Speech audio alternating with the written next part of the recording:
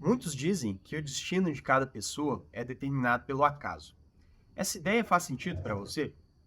Para mim, nunca fez, porque se fosse assim, eu não precisaria mudar nada na minha forma de agir. Eu não precisaria me movimentar para ser melhor. E eu tenho comprovado que o movimento e a mudança são os pilares de tudo o que acontece no universo.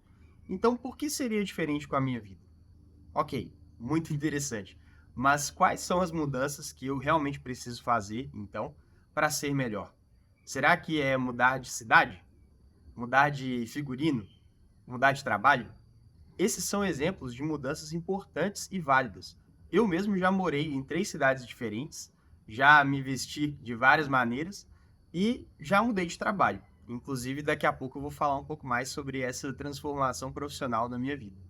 Mas eu tenho observado que existe uma outra esfera de mudanças que só eu posso realizar, porque elas estão relacionadas aos pensamentos que predominam na minha mente. Mas então, o que eu posso fazer para descobrir o que eu preciso mudar em mim mesmo? Será que existe um método claro para concretizar essas transformações? E como saber que eu não estou me enganando nessas tentativas?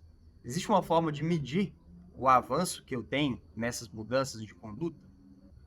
Quando eu conheci o método que a logosofia apresenta para a evolução moral, psicológica e espiritual do ser humano, eu fiquei impressionado com 2 exercícios que ela indica: a classificação e a seleção dos pensamentos.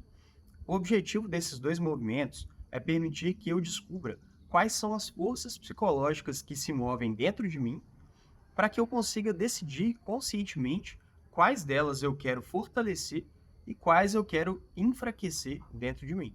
À medida que eu levanto os pensamentos que vão aparecendo dentro da minha mente, eu consigo definir se eles favorecem ou atrapalham a minha evolução. Eu vou fazendo um estudo completo sobre ele, vendo como ele se manifesta na minha vida, quais são os benefícios que eu posso ter com ele ou as desvantagens, quais são os efeitos que ele causa em mim e nas outras pessoas, e assim eu vou conhecendo esse pensamento que eu quero cultivar ou que eu quero eliminar da minha mente, e eu vou repetindo aquela conduta positiva que eu detectei e vou contendo, interrompendo aquelas atitudes negativas que eu observei. Por exemplo, a simpatia. Eu considero que esse é um pensamento super positivo, que favorece a minha evolução, porque ele me permite cultivar mais amizades, construir um ambiente melhor onde quer que eu esteja, conviver melhor com as pessoas e assim sucessivamente. Dentro desse estudo, eu posso me fazer perguntas para conhecer melhor os efeitos desse pensamento na minha mente e nas demais pessoas. Então, eu posso entender, por exemplo, se existem algumas referências de simpatia ao meu redor, nas minhas órbitas de convivência. Como essas pessoas agem? Eu me sinto bem quando elas me tratam com simpatia? Como as outras pessoas se sentem quando elas agem dessa forma? Eu gostaria de ter um comportamento parecido? Se as respostas forem positivas para essa análise, aí eu posso determinar que eu quero cultivar esse pensamento, dar mais força para ele e repetir mais vezes uma conduta que tenha esse pensamento como base. E assim ele vai se incorporando dentro de mim. E eu vou agindo daquela forma naturalmente. Olhando assim, na superfície, pode parecer que esse é um processo muito teórico, mas ele é bastante prático. Eu quero contar uma situação em que eu consegui aplicar essas etapas na minha própria vida. E tem a ver com essa mudança profissional que eu comentei lá atrás. Bom, eu sempre gostei muito de futebol. Desde a infância, eu jogava bola com os meus amigos, acompanhava as partidas, jogava no videogame. E foi assim até a adolescência. Era algo que eu realmente acompanhava com muito afinco e que consumia muito do meu tempo. Tanto que eu, na hora de escolher as faculdades que eu poderia cursar, as carreiras, eu optei pelo jornalismo esportivo, porque eu já tinha projetado lá na frente a possibilidade de trabalhar com a cobertura jornalística do futebol, né? Só que eu fui percebendo a partir do início da juventude ali que essa paixão pelo futebol consumia muitas das minhas energias. e me levava a agir de uma forma que depois me fazia sentir mal. Então, muitas vezes eu discutia com amigos por causa desse tema.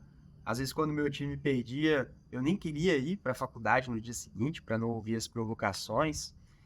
E eu me deixava levar demais. E muitas vezes não agia da forma que eu realmente queria. E aí eu fui sentindo que precisava moderar um pouco esse meu envolvimento com o futebol. Eu continuei acompanhando tudo, continuei praticando também, mas ao longo desse período da faculdade, a obsessão foi diminuindo por causa dessa minha mudança interna. E quando chegou o momento de decidir qual seria a minha profissão logo depois da faculdade, eu percebi que a ideia de trabalhar com jornalismo esportivo já não tinha o mesmo peso que eu dei a ela lá atrás, na hora de escolher o curso. Eu sentia que eu deveria mudar de área. Só que nesse momento começaram a colocar uma resistência à mudança, uma série de pensamentos que apareceram dentro de mim com muita força.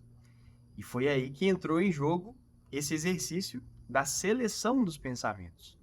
Nesse momento, eu detectei dois pensamentos que exerciam uma pressão muito grande dentro de mim e me impediam de fazer essa mudança. O primeiro era a rigidez. Era uma vozinha que aparecia na minha mente dizendo que eu deveria continuar naquele caminho, independentemente dos desafios, que se eu mudasse era porque eu estaria fugindo daquela minha escolha inicial e estaria traindo a mim mesmo. Então que eu deveria continuar sem esmorecer diante de alguma dificuldade. O segundo era a insegurança. Era uma voz também que dizia que eu não conseguiria aprender todos os conhecimentos de uma nova área em tão pouco tempo, de uma forma tão rápida. E que tinham vários outros profissionais que já estavam estudando aquele tema há mais tempo e que conseguiriam largar muito à minha frente. Que depois, para mim, ia ficar difícil de conseguir entrar naquele mercado novo. Então, eu precisei selecionar e colocar em ação dois pensamentos para combater aqueles dois inimigos que estavam ganhando a batalha na minha mente. O primeiro foi a flexibilidade, que eu usei para confrontar a rigidez. Era uma voz mais construtiva que me levava a enfrentar os desafios da mudança e a perceber os benefícios que ela traria para mim.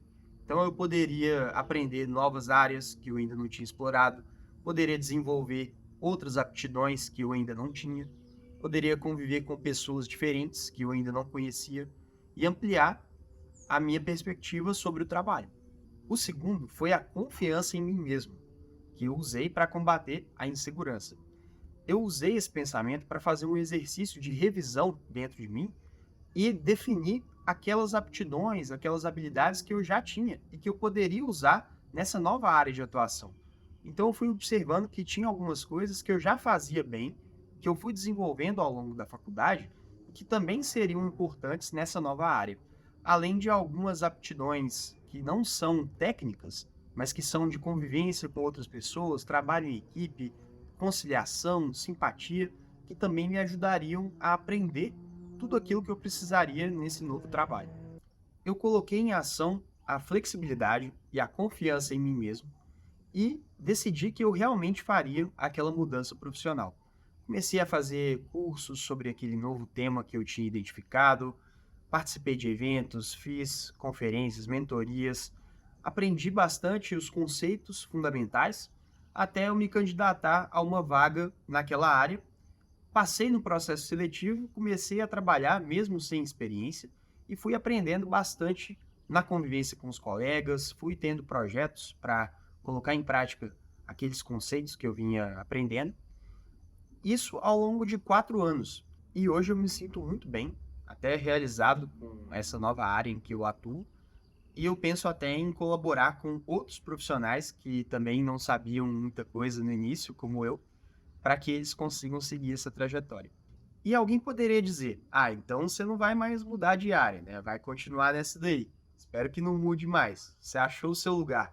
Se eu vou trabalhar com algo diferente ou não, em algum momento, eu não sei. Mas essa possibilidade não me paralisa, não me deixa mais com temor. Porque eu sei que as verdadeiras mudanças que eu preciso fazer todos os dias são essas internas que eu mencionei. A de trocar os pensamentos negativos que me paralisam, me impedem de ser alguém melhor, por aqueles que me dão energias para superar quem eu sou. E tem vários outros exemplos de pensamentos que estão nessa mesma linha. Posso trocar, por exemplo, a impaciência pela paciência, a intolerância pela tolerância e assim sucessivamente, com a repetição de uma nova conduta que eu preciso experimentar na minha vida. E com essas experiências que eu tenho vivido, eu comprovo que se eu quero ser o dono do meu próprio destino, sem que ele seja determinado pelo acaso, eu preciso fazer mudanças internas constantemente em quem eu realmente sou, conhecendo os pensamentos, os sentimentos, os propósitos que eu tenho e fazendo com que eles sejam cada vez melhores.